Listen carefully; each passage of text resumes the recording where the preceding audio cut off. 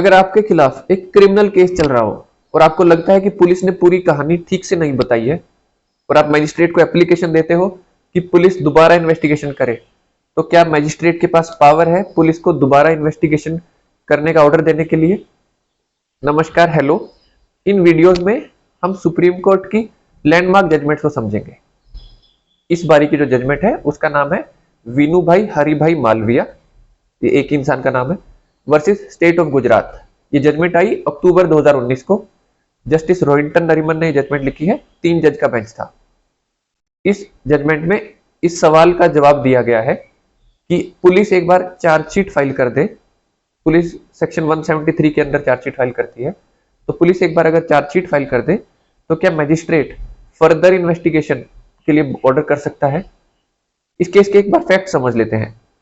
एक एफआईआर हुई 2009 में, दिसंबर 2009 में। नितिन भाई ने वो एफआईआर करवाई है रमन भाई और शंकर भाई के नाम पे। ये रमन भाई और शंकर भाई विदेश में रहते हैं, तो उनके नाम पे नितिन भाई ने एफआईआर करवाई वीनू भाई हरिभाई मालविया के खिलाफ। जिस इंसान के नाम पे केस है कि ये वीनू भाई हरिभाई मालविया ब्लैकमेल कर रहे हैं। जो दो लोग विदेश में रहते हैं उनके नाम पे लगभग 8300 स्क्वायर मीटर एग्रीकल्चर लैंड है सूरत के पास। उन्होंने जिनसे वो जमीन खरीदी थी उनके बच्चे, उन्होंने आगे इश्तिहार दे दिया है अब कि बिवेयर ऑफ लैंड ग्रैबर्स और लैंड माफिया से बचकर रहें। और उन्होंने कहा कि वो जो बच्चे हैं जिनसे जमीन खरीदी गई थी, कि जो विदेश में लोग हैं उन्होंने कागज गड़बड़ करके जमीन हड़पी है। तो ये वीनू भाई हरिभाई मालविया पे आरोप लगे हैं कि वो 2.5 करोड़ रुपए मांग रहे हैं ब्लैकमेलिंग के मामला सेटल करने के लिए। अब और उन्होंने कहा कि कागज भी गड़बड़ की है, तो ये एफआईआर की। अब कोर्ट ने, पुलिस ने चार्जशीट फाइल कर दी है, कोर्ट ने कॉग्निजेंस ले लिया है कि धोखाधड़ी और धमकी देने के आरोप लगे हैं। इसी बीच वीनू भाई हरिभाई मालविया ने एप्लीकेशन दी कोर्ट में कि इन्वेस्टिगेशन दोबारा की जाए। मजिस्ट्रेट ने कहा कि जो आपकी ये एप्लीकेशन है ये एक तरह से आपका डिफेंस है जो कि आपको ट्रायल के दौरान आप ले सकते हो, तो उन्होंने वो एप्लीकेशन रिजेक्ट कर दी। अब वो फिर इसके अगेंस्ट अपील में गए एडिशनल सेशन जज के पास। एडिशनल सेशन जज ने कहा कि वो इन्वेस्टिगेशन दोबारा होनी चाहिए, और इन्वेस्टिगेशन एकदम से पुलिस ने कर भी दी और उसमें वीनू भाई हरिभाई को के खिलाफ सारे चार्जेस कहा कि नहीं बनते हैं। फिर दूसरी पार्टी हाई कोर्ट गई। हाई कोर्ट ने कहा कि मजिस्ट्रेट के पास पावर्स ही नहीं है, एक बार चार्जशीट फाइल हो जाए उसके बाद इन्वेस्टिगेशन करने को बोलने को। इन्वेस्टिगेशन करने के लिए मजिस्ट्रेट ऑर्डर ही नहीं कर सकता क्योंकि उसके पास पावर्स ही नहीं है। अब सुप्रीम कोर्ट आए हैं, तो सुप्रीम कोर्ट ने कैसे इस पूरे लॉ को समझाया वो हम समझते हैं। सुप्रीम कोर्ट ने सबसे पहले कुछ एक सेक्शंस बताए। अब सीआरपीसी के, सीआरपीसी मतलब क्रिमिनल प्रोसीजर कोड 1973, 154 में पुलिस एफआईआर रजिस्टर करती है। सेक्शन 156 में कॉग्निजेबल ऑफेंस को इन्वेस्टिगेट करती है पुलिस। कॉग्निजेबल ऑफेंस कौन से होते हैं? जिनमें पुलिस बिना वारंट के अरेस्ट कर सके। इनमें लगभग 3 साल या 3 साल से ज्यादा की सजा होती है, उनमें पुलिस बिना वारंट के अरेस्ट कर सकती है। उनकी इन्वेस्टिगेशन 156 में करेगी पुलिस, 156 के पहले हिस्से में। 156 का ही तीसरा हिस्सा 156 सबसेक्शन 3, उसमें मजिस्ट्रेट ऑर्डर कर सकता है पुलिस को बोलने को कि आप इन्वेस्टिगेशन करिए। ये होगी 156। अब 173 में पुलिस चार्जशीट फाइल करती है पूरी जांच करने के बाद, और 173 के ही 8वें हिस्से में 173 सबसेक्शन 8, उसमें पुलिस और फर्दर इन्वेस्टिगेशन कर सकती है। अगर उनको कोई और एविडेंस ढूंढना हो तो पुलिस खुद कर सकती है। उसमें ये नहीं लिखा हुआ कि मजिस्ट्रेट ऑर्डर कर सकता है। 156 के पार्ट 3 में कहा गया है कि मजिस्ट्रेट ऑर्डर कर सकता है। तो ये सेक्शन थे। अब कॉग्निजेबल ऑफेंस मैंने बताया, ये पार्ट 2 के सी पार्ट में बताया गया कि कॉग्निजेबल ऑफेंस कौन से होते हैं। अब 2G के अंदर बताया हुआ है कि इंक्वायरी क्या होती है। इंक्वायरी आई वाली, INQURY, ये 2G के अंदर है। इंक्वायरी का मतलब जब मजिस्ट्रेट ऑर्डर करे, ये मजिस्ट्रेट करता है। 2H के अंदर इन्वेस्टिगेशन होती है। वो इन्वेस्टिगेशन क्या होती है, ये 2H में बताया गया। इन्वेस्टिगेशन होती है जब पुलिस एविडेंस कलेक्ट करती है, तो जो मजिस्ट्रेट करता है वो इंक्वायरी होती है, जो पुलिस करती है वो इन्वेस्टिगेशन होती है। ये सब ट्रायल से पहले की चीजें हैं। तो ये मैंने लॉ के सेक्शंस बताए कुछ एक, सुप्रीम कोर्ट ने अपनी जजमेंट में भी सबसे पहले सेक्शंस बताए हैं। अब इन्वेस्टिगेशन ट्रायल शुरू होने से पहले की स्टेज है। ट्रायल कब शुरू होती है? जब मैजिस्ट्रेट चार्जेस फ्रेम करता है। ये बताया गया था common cause versus union of India 1996 का केस था। उसमें बताया गया था कि जब चार्जेस फ्रेम किए जाए तब से समझा जाता है कि ट्रायल स्टार्ट हो गई है। अब सुप्रीम कोर्ट ने आगे बताया कि अब सीआरपीसी 1973 है अभी, इससे पहले सीआरपीसी 1898 का था। उसमें उनके प्रोविजन के कारण 41 लॉ कमीशन रिपोर्ट थी एक, ये 1969 में आई थी। उसमें कहा गया था कि पुलिस का काम खत्म हो जाता है एक बार वो इन्वेस्टिगेशन की रिपोर्ट दे दे, रिपोर्ट फाइल कर दे, उसको इन्वेस्टिगेशन को छू भी नहीं सकती पुलिस फिर। अब सपोज करो किसी को एविडेंस मिले पुलिस को उसके बाद, जिससे एक इंसान की गिल्ट या इनोसेंस डिसाइड होनी हो, तो और पुलिस के पास पावर्स ही नहीं है, तो उनको ये प्रोविजन सही नहीं लगा था। उन्होंने रेकमेंड किया था कि पुलिस को दोबारा इन्वेस्टिगेशन करने का की पावर्स दी जाए। इसलिए सेक्शन 173 का 8वां हिस्सा सीआरपीसी में ऐड किया गया, नए सीआरपीसी में।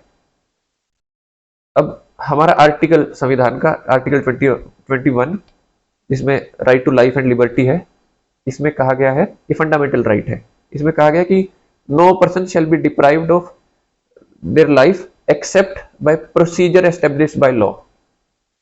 और Maneka Gandhi versus union of India, ये 1978 का केस था। उसमें कहा गया था कि procedure has to be fair, just and right. तो प्रोसीजर ऐसे ही नहीं हो सकता।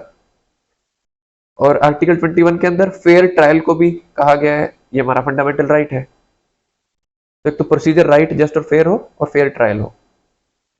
अब 173 के 8वें हिस्से में पुलिस खुद इन्वेस्टिगेशन कर सकती है, पर क्या मजिस्ट्रेट ऑर्डर कर सकता है, जो इस जजमेंट का मेन सवाल है। मजिस्ट्रेट 156 के तीसरे हिस्से में ऑर्डर कर सकता है, पुलिस को बोल सकता है कि इन्वेस्टिगेशन की जाए। सुप्रीम कोर्ट ने कहा यह पावर बहुत ही वाइड है और प्रॉपर इन्वेस्टिगेशन करने के लिए जरूरी है। तो फेयर ट्रायल के लिए मजिस्ट्रेट के पास पावर होगी कि वो 173 के 8वें हिस्से में भी फर्दर इन्वेस्टिगेशन को बोल सकता है। फेयर कि जब तक ट्रायल शुरू नहीं होती तब तक इन्वेस्टिगेशन हो सकती है। और ट्रायल कब शुरू होती है? जब चार्जेस फ्रेम किए जाते हैं। ये मैंने बताया common cause versus union of India, ये 1996 का केस था, उसमें बताया गया था।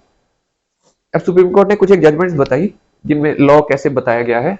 एक जजमेंट थी Bhagwant Singh versus commissioner of police, ये 1985 का केस था। इसमें कहा गया था कि अगर पुलिस रिपोर्ट में कहा गया हो कि चार्जेस नहीं बनते हैं, कि कोई ऑफेंस नहीं है, तो मैजिस्ट्रेट के पास 3 ऑप्शंस हैं। पहली, वो पुलिस रिपोर्ट को मान ले और केस ड्रॉप कर दे। दूसरी, वो पुलिस रिपोर्ट से एग्री ना करे और जो मटेरियल आया है उसी में उसे लगे कि ग्राउंड्स हैं केस चलाने के, तो वो केस चला सकता है। तीसरी, वो पुलिस को फर्दर इन्वेस्टिगेशन करने को कहे। ये 1985 का केस था। उसके बाद सुप्रीम कोर्ट ने कहा एक और जजमेंट, हसन भाई वली भाई Qureshi versus state of Gujarat, ये 2004 का केस था।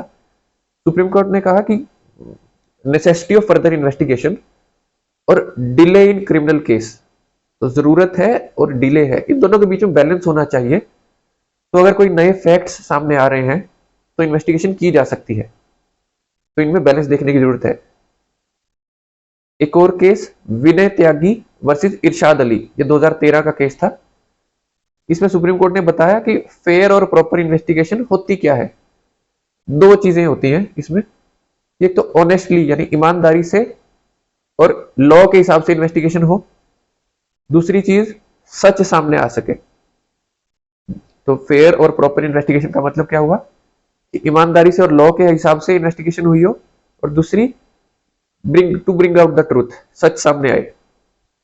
कोर्ट ने कहा कि अगर फ्रेश फैक्ट्स सामने आते हैं जिससे किसी को निर्दोष या गिल्टी साबित किया जा सके, तो सच्चाई पे आने के लिए, सच्चाई ढूंढने के लिए या न्याय देने के लिए डिले वाली चीज को हम बाद में देख सकते हैं। मतलब डिले से ज्यादा जरूरी न्याय को देना है। अब सुप्रीम कोर्ट ने लॉ समझाते हुए कहा, इन फैक्ट्स पे आए कि 2 आरोप हैं, फेक कागज बनाए और ब्लैकमेल किया, और इन्होंने फर्दर इन्वेस्टिगेशन की एप्लीकेशन दी।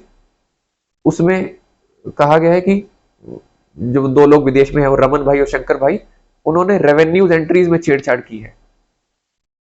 सुप्रीम कोर्ट ने सबसे पहले तो कहा कि जो इन्होंने एप्लीकेशन दी है ये एक तरह से क्रॉस एफआईआर है, जो कि इस पे लागू नहीं होती। तो सुप्रीम कोर्ट ने कहा कि मजिस्ट्रेट के पास पावर्स तो है फर्दर इन्वेस्टिगेशन करने के, कि हाई कोर्ट ने कहा था पावर्स ही नहीं है। तो सुप्रीम कोर्ट ने, जो हमारा सवाल था शुरू में, क्या मजिस्ट्रेट ऑर्डर कर सकता है, सुप्रीम कोर्ट ने कहा कि हाँ मजिस्ट्रेट ऑर्डर कर सकता है फर्दर इन्वेस्टिगेशन करने के लिए।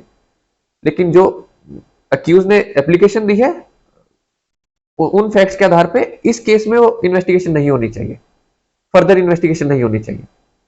फिर सुप्रीम कोर्ट ने कहा कि जो आरोप लगे हैं उस एप्लीकेशन में कि एग्रीकल्चर कि वो खेती करते हैं, एग्रीकल्चर लैंड पे फार्मिंग करते हैं, और सुप्रीम कोर्ट ने कहा कि ये दोनों लोग शुरू से ही विदेश में है, तो वो यहाँ पे खेती कैसे कर सकते हैं।